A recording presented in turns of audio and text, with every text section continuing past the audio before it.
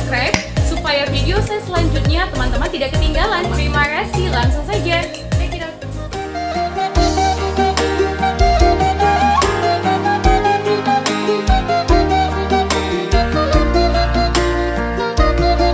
Kisah si Leang Nagurasta, asal-usul marga Simbolon.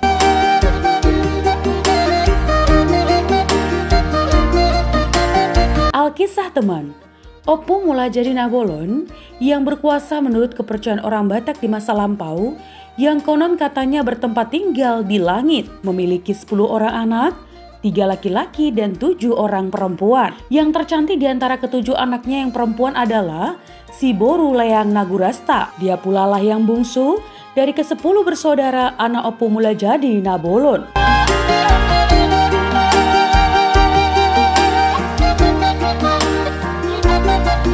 Selain memperanakan, Opung mulai jadi Nabolon juga mempunyai seorang saudara perempuan. Itulah yang memperanakan Sudiraja Simbolon.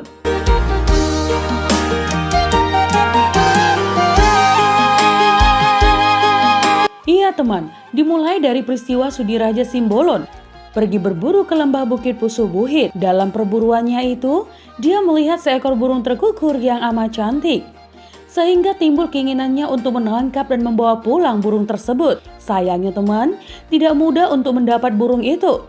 Ia tak ubahnya seperti kata peribahasa, jina-jina merpati. Rasa-rasa akan dapat ditangkap, namun begitu akan dipegang, dia melompat dan menjauh ke tempat yang lain.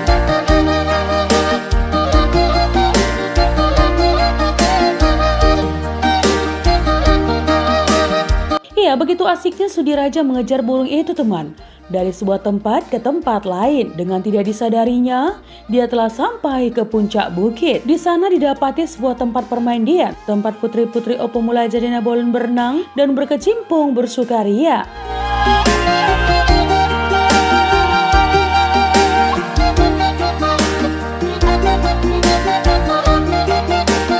Dia sangat terpikat, ya, dengan kecantikan si Leang Nagurasta yang memang tercantik dari ke-7 bersaudara. Timbul keinginannya untuk mendapatkan gadis itu teman, tetapi belum tahu cara yang dapat dilakukannya. Namun akhirnya diketahuinya juga, yakni dengan jalan mengambil baju Tuan Putri.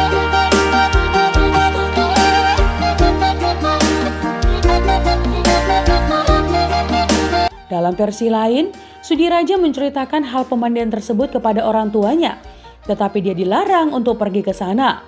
Bahkan diceritakan Sudiraja pernah dihukum berat sama ayahandanya, ya karena masih saja berniat pergi ke sana. Dan akhirnya ibundanya memberitahu caranya setelah berulang kali Sudiraja membujuk ibunya.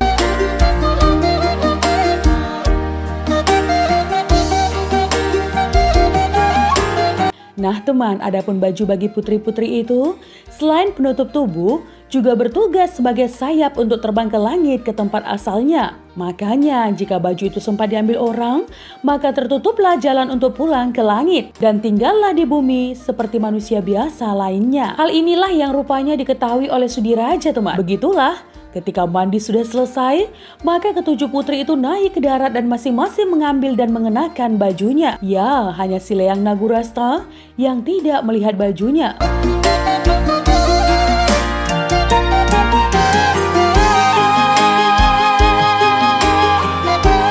Sudah dicarinya ke sana kemari, namun tidak berhasil ditemuinya. Karena sudah lama menunggu teman, maka hilanglah kesabaran kakak-kakaknya.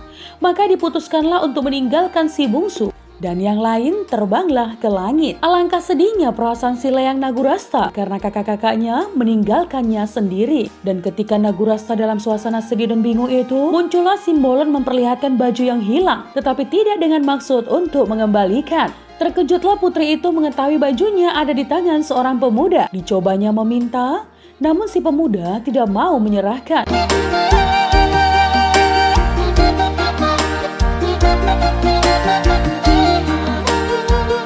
Ya, si gadis mendekati pemuda itu dengan maksud hendak merebut baju tersebut. Tetapi Simbolon melompat mengelak ke kiri. Sehingga lama-kelamaan sampailah mereka ke kampung orang tua Simbolon. Di sana pemuda itu hilang dari penglihatan gadis tersebut. Ia tidak diketahui di mana ia bersembunyi. Singkat cerita teman, dilihatnya ada sebuah rumah Didatanginya dan bertemulah dia dengan seorang perempuan yang tak lain adalah bibinya atau adik ayahnya sendiri. Maka ditanyakanlah tentang pemuda tersebut oleh Nagurasta. Dijawab perempuan itu bahwa ia tidak melihatnya.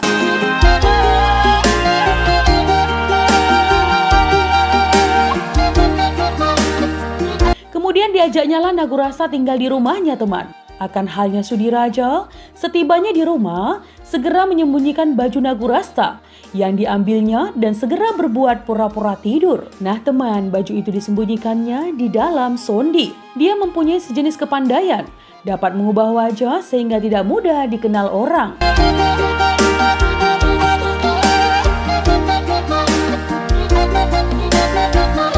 Beberapa lama di rumah itu teman, Nagurasta sangat benci melihat pemuda tersebut. Tetapi kemudian Simbolon menukar siasatnya. Ia diubahnya wajahnya menjadi seorang pemuda yang gagah dan tampan. Nagurasta yang melihat ada pemuda tampan di rumahnya bertanya kepada bibinya yang tak lain daripada ibu Simbolon tentang siapa pemuda itu. Sejak waktu itu, Nagurasta mulai tertarik kepada Simbolon dan menyatakan ingin bersuamikan pemuda itu. Hal itu dapat disetujui oleh Simbolon dan ibunya. Maka menikahlah mereka.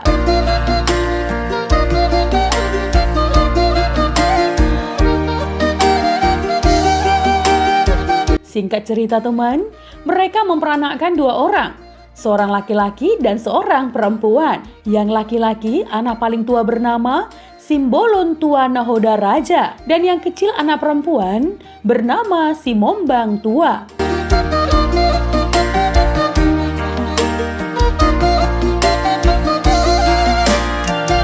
Pada suatu kali, Sudiraja ingin mengadakan pesta adat untuk anaknya. Dipukullah gendang dan orang pun menarilah.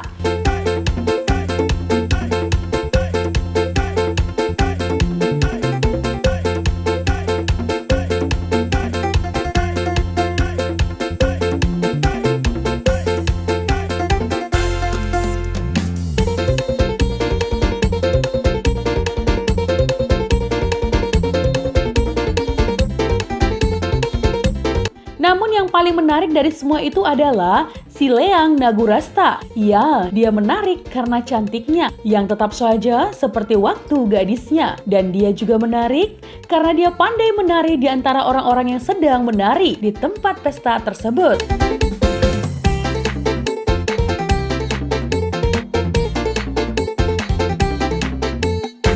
Lebih lanjut teman, Raja Sitempang Raja Nebaho adalah seorang raja di daerah Pangururan. Sifatnya keras dan katanya pantang ditolak. Raja ini bersama-sama dengan pengetua-pengetua adat lainnya ingin melihat Nagurasta lebih cantik lagi. Mereka akhirnya menganjurkan kepada Sudiraja supaya memakaikan baju terbang yang dibawanya dari langit kepada si Leang Nagurasta. Tuan putri itu sendiri tidak mau melakukannya teman, karena hal itu akan memisahkannya dari anak dan suaminya. Jika baju sampai dipakainya, maka ia akan segera diterbangkan ke langit. Dan hal itu tidak diinginkannya lagi teman, karena kasihnya kepada anak dan suaminya.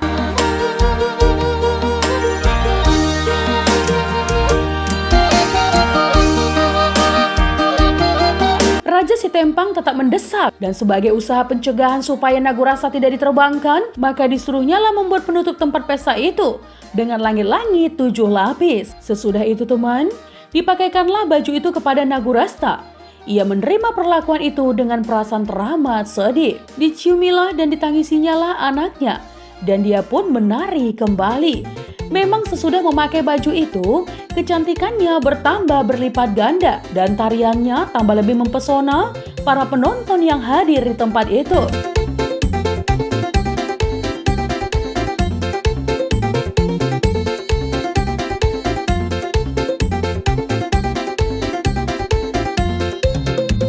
Pemukul gendang tambah bersemangat memainkan alat-alatnya dan hadirin dengan tidak sengaja terbawa dalam arus tarian, seolah-olah semua terpukau oleh suasana tarian yang dibawakan Nagurasta. Dan pada waktu itulah teman, tiba-tiba ia melayang dari lapangan pesta, terus melambung ke angkasa, menembus langit-langit penahan dengan mudahnya. Orang yang hadir terheran-heran teman, anak-anaknya menangis dan menangis dengan penuh kesedihan. Begitu pula Sudiraja. tak tahu apa yang harus diperbuatnya melihat sang istri sudah pulang ke langit.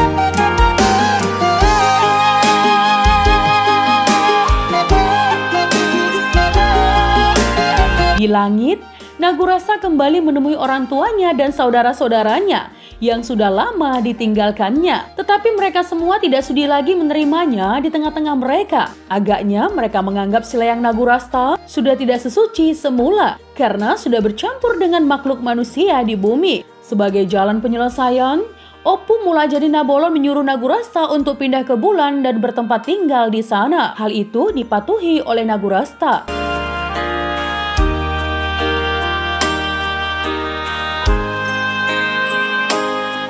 Nah teman, keturunannya di bumi mempercayai bahwa Tuan Putri itu memang dapat dilihat dari bumi jika bulan sedang purnama. Kepada keturunan Simbolon dipesankan bahwa jika terjadi gerhana bulan itu tandanya sang putri sedang datang ke bumi melihat keadaan anak cucunya. Hanya saja teman, keturunan yang bermarga Simbolon dilarang meneriakkan dan memberitahukan adanya gerhana terlebih dahulu. Ya, haruslah orang lain yang melakukan hal itu lebih dahulu. Barulah boleh diikuti keturunan Simbolon. Keadaan seperti itu kabarnya masih dipatuhi oleh orang-orang bermarga Simbolon.